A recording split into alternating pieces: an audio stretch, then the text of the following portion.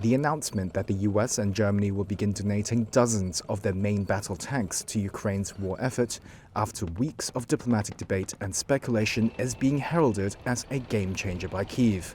Germany says its overall goal is to send 2 tank battalions, which are typically comprised of 3 or 4 smaller units called companies, each with about 14 tanks apiece.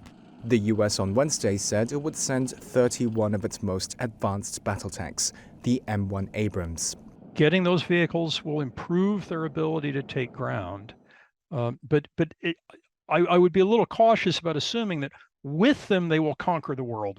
Stephen Biddle, Adjunct Senior Fellow for Defense Policy at the Center for Foreign Relations and Professor of International and Public Affairs at Columbia University. M1 Abrams is widely regarded as the single best main battle tank in the world today. It's been around for a long time, but it's been upgraded repeatedly over the years, and it has performed in combat against Soviet and Russian-made tanks very effectively. There's every reason to believe that it is a dramatically superior vehicle to the one the Russians are now fielding and to the ones that the Ukrainians are now fielding.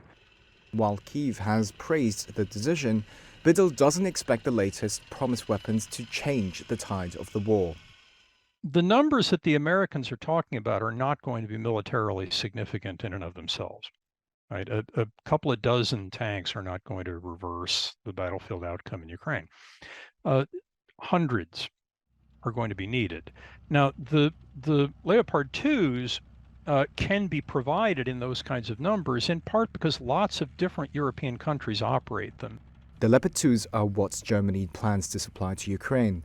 However, Biddle says the US held back providing Ukraine with the M1 Abrams, initially out of the concern the Ukrainians wouldn't be able to handle the tank's complex logistical needs. There's also another catch. The Biden administration says the Abrams is meant for Ukraine's long-term defense, and it will take months, not weeks, to arrive. That means they likely won't be part of any expected spring offensives to break the deadlock in eastern Ukraine, where German intelligence believes Kyiv's forces are taking casualties in the triple digits every day.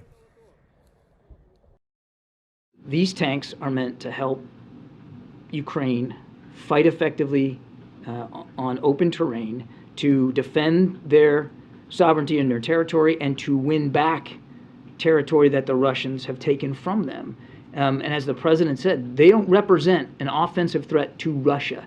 Do they represent a threat to Russian soldiers? You bet they do, but not to Russian soldiers that are in Ukraine, not to Russia proper. It's going to take many months before the tanks get there, and let's not get ahead of specific spring offensives. We do think as the weather improves, the Russians are going to want to increase their tempo. We want to make sure that the Ukrainians can not only meet that tempo, but be capable of their own. We have to be prepared to stay at this task of supporting Ukraine, as the president said, for as long as it takes, with the expectation clearly that we want it to end quickly. We want it to end now.